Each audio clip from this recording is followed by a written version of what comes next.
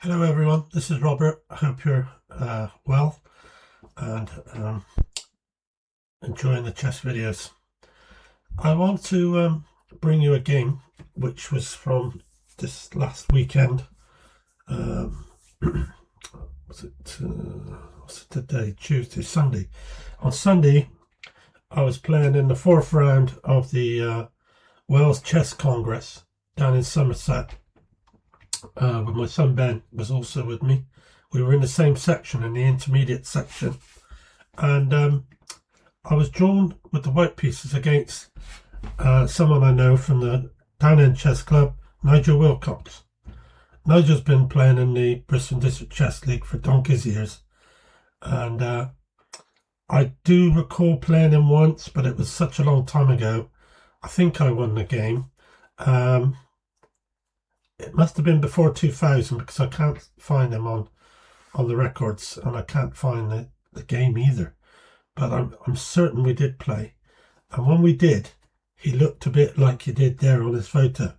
That's not a recent photo. It's the only one I could get. I should have took a photo of him when we were at the Congress. I just didn't think of it at the time. But it is him, but when he was much younger. He doesn't have all that hair now. He's as bald as a coot like me. So, without further ado, we'll look at the game. And I'm sure you'll enjoy this one. I was playing white as e4. Nigel played e6, d4, d5. So he's gone for the French defence, which I don't mind playing against at all. I do quite well against the French. So I played knight d2. And this is known as a Tarrasch variation in the French defence for white. Knight f6, e5, knight d7, bishop d3, c5, c3, pawn takes pawn, pawn takes pawn, knight c6, knight e2. So this is the opening sequence to the game. I've got a few of my games on here playing this variation. One was against Brent Perrin, which was in a Congress, which I managed to win playing white. So from here on we went as follows. Nigel brought his queen out to b6, putting extra pressure on that d4 pawn, hitting it twice now with the knight and queen. I'm defending once. So the plan here is, the way Tarrasch invented this opening was to put the knight on d2 to f3. So he's gone across to where the other knight would normally be. And so I've got a double defense of that pawn with the two knights. Nigel played bishop e7 as he's continuing with his development of his pieces. I played a3. This is to just prevent knight b4 maybe attacking the bishop on d3, which is so important, that bishop. He plays a big part in the game normally. So he played a6 also, and I castled, and he went knight f8. Now I believe this is exactly the same moves as the game Garrett v Radford in 2012 Chess Club Championship, South Bristol, I believe. This was Ben Radford, my son, playing black. h4, h6, h5. That's to prevent the knight going to g6 and possibly being able to, at some point, finding a way into f4. If my knight moves, then it can attack the bishop on d3 and also g2 pawn. So he played bishop d7, carrying on this development like you should. b4, just to grab some space on the queen side and lock that c5 position. He's gone back, queen's pushed the b pawn, but also he wants to have something on his king side, my king side of the board, where the sharing of power is equal. So I went bishop into e3. Nigel played b5. So it's all fully locked up now on that side of the board. The middle's pretty locked as well. But they say to win games that are locked in the centre, you should tap down the flanks. It's pretty hard to do even that now. So I've gone in knight f4. My reason for this is because he can't play f6 to attack the centre pawn on e5 because the g6 pawn would be weak.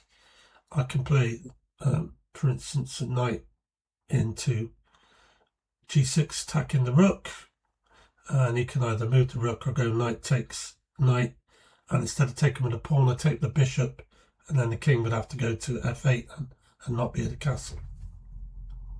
So he's gone knight to 7. So he's got the possibility now of coming out to g5 at some point.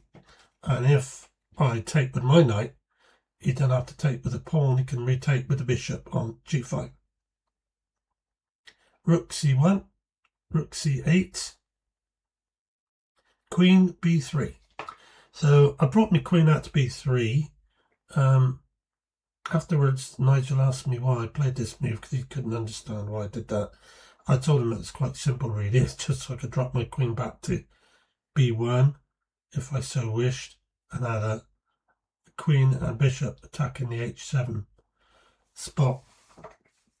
Or I could drop my bishop back to b1 and move my queen into d3, threatening mate on h7 should he castle with no knight protecting the h7 pawn, h7 square. So he did indeed bring his knight to g5. Now, of course, I've got to either take it or move, fight or flight, because otherwise he would take my knight and my pawns would be doubled up on f2 and f3. Plus, I don't want him getting into the e4 square with his knight, so I come back and that gives me a knight and bishop. So if he did come in there, I win that centre pawn on e4 after we exchanged the knight off. So he's got queen out to b6, so he's going to resume his queenside attack now, which is the main plan for black in the French, is to attack down the queenside. So I've brought my knight back because he's attacking the d pawn still with queen and knight as he was earlier. So that knight's plans out there are now been put on hold, and the knight's been brought back. And I can also attack the knight with the f4 pawn at some stage. Right, so now he's played a5. He's making advances on the queen side now. Now really, because he's attacking that b4 square 3 times now, I'm kind of forced to play pawn takes pawn. And he plays knight takes, and I move my queen back, say, to b1. And then he's got this really good square, knight into c4. And that's good because he's attacking the a pawn. He's also threatening to get the bishop off on e3, doubling up pawns. It's not good for me at all. And usually I like to try and improvise at this stage. And I decided I'd come up with a plan. I'm determined to attack his kingside when he castles, if he castles. So instead of doing that, I went queen back to b1. And Nigel played pawn takes pawn. And again, I shouldn't have allowed this really. I should just now play pawn takes pawn and go pawn down, but that would make no sense after not taking on a5. So I did something else. I played f4, and he can now win another pawn. So he's gone into the centre. I've gone bishop takes knight, not knight takes knight. Bishop takes knight, pawn takes, knight takes e4, and I've got a beautiful range of squares for this monster knight that can't be taken at this time, but at a cost, because he's now taken another pawn. Now I'm in a bit of trouble actually. I've allowed these two pawns, these two connected pass pawns, and generally I'm losing here without any doubt.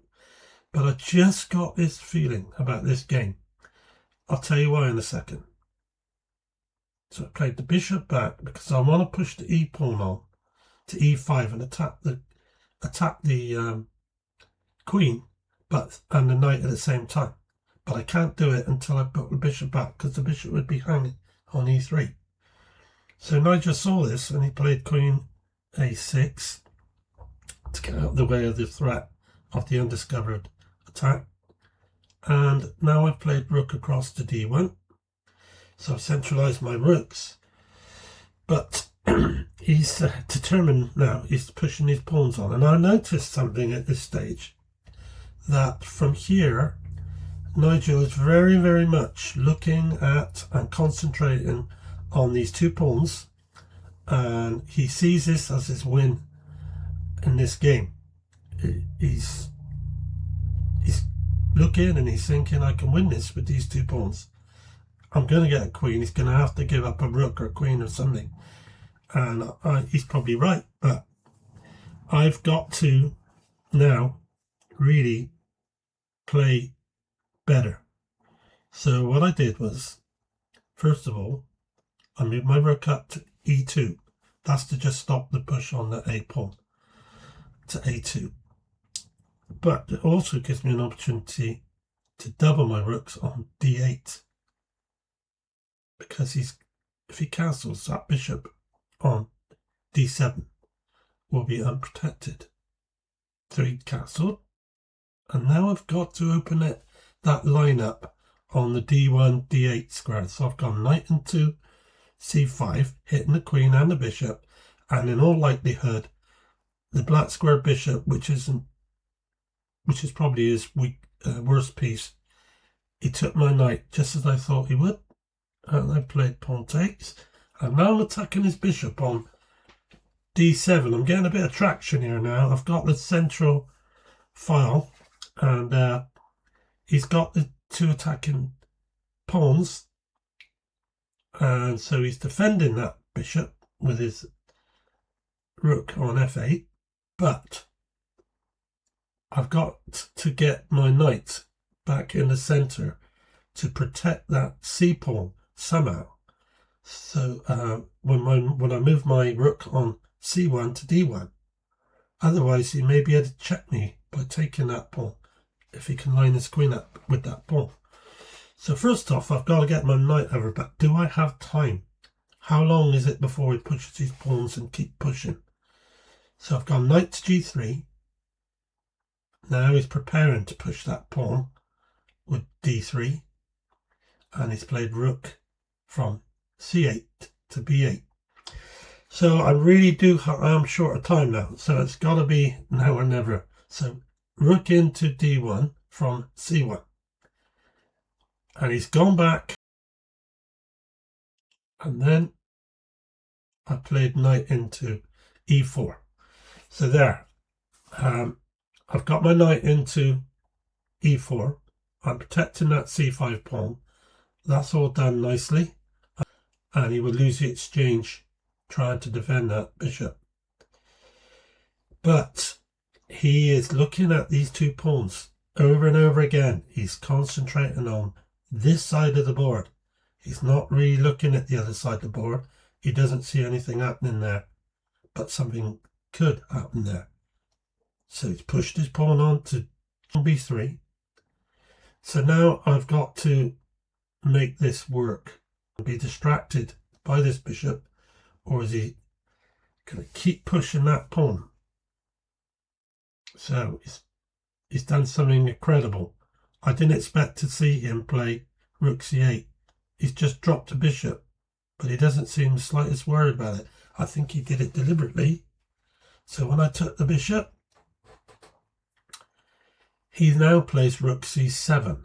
So I think he's thinking, if I swap rooks and he retakes with the queen, the two pawns will be enough to win him the game. But what I want to do is check him on d8 and make him go king h7 after rook takes rook check again. He goes king h7, and then I got a nice discovered attack with knight f6 check, and that would be mate, because he can't play g6 to block the check from the queen, because he's also in check from the knight at the same time. And even if he could move in king to g7, I just bring my rook across to g8 and it's mate. You can't take it because the knight's protecting it and there's nowhere for him to move. So there's just one missing piece of the puzzle here, and that is getting his knight to come away from c6, because at the moment I can't do it. He's got it covered twice on d8, so I have to bait him to do this, and he's still looking at those pawns. He's not looking at the other side of the board. Now there's a saying, excuse me, in chess, that you play the board, not the man. Don't rely on your opponent. Look at the board and look at where all the pieces are and everything. And it's quite true. That is absolutely true. It's the best advice you could ever get. But on one or two occasions when I've played players, I played players like Nigel, and they do miss things because they're concentrating on one area of the board. He's no longer concentrating on the other side of the board. He's just on this side of the board. And this is where he's looking at. So I never swapped rooks off. I brought it back to d3. Why d3? Because he can just push that pawn on or support it with the other rook. Now, I did this for a reason. If you look, you can see that knight b4 would be a square where he can attack the rook. So it's Nigel's move, and he pushed the b pawn on, ready to push the a pawn on, and when I move the queen out of the way, he can then push one of those two pawns on, and I will have to give up material and probably lose the game. So this is my last call. Now, I've got to get him to move that knight. Will he do it? I've gone queen a2, and I can't win this unless he plays knight b4. So I'm not playing the board here, I'm playing the man, because he's so intently watching what's going on here with these two pawns. I'm convinced he's going to play knight b4, and he did. And unfortunately, the game is now over for Nigel. Rook d8 check, rook takes rook, rook d8 check, king h7, and here's the killer move. Queen back to b1. There is no way now that Nigel can escape, no matter what he does. If he plays g6 to block the check from the queen, then I go knight into f6, king g7, rook g8, and it's checkmate. And when he plays a2, I can play knight f6 check, and it's the same thing, exactly the same, checkmate, because it's double check with the knight and the queen. And so even now, Nigel hasn't seen this. Believe it or not, he hasn't seen it. He's looking at these pawns so intently, he believes he's now won the game, I think, with a2. Imagine if I never had this double check, I would be losing, because I can't even get my queen onto c2 or d3 because of the knight. I can only go across the board towards my king. And then when he plays the pawn to b1, converts to queen, he's got two queens and I've got one, and he's easily winning, because he's also going to push the next pawn on to a2 to a1, another queen. So it's over for me if this didn't work. And so as he played a2, I played knight f6, and in an apologetic way said, "I'm sorry, Nigel, but that's checkmate." And he looked and he said, "Wow, I didn't see that." And no, you didn't see it, unfortunately. It was a shame because he can't even take the c pawn with check. He just didn't get a chance because the knight was still covering it. Anyway, this was the game, and it was a little bit special. Funnily enough, it's the only game I won because I had a couple of draws as well, so I only finished sort of mid-lower table. But it was something to take home, so I thought I would show you this. I hope you enjoyed it, and any comments, any inquiries about anything, please just mention in the comments. If you've subscribed, thank you very much for subscribing, and I'll keep trying to bring games to you as long as I can, as long as I can find games to bring you. And also thanks for all the likes and comments that you've made. Thank you then, and I'll see you again very soon. This is Robert with 50 Years of Chess. Goodbye.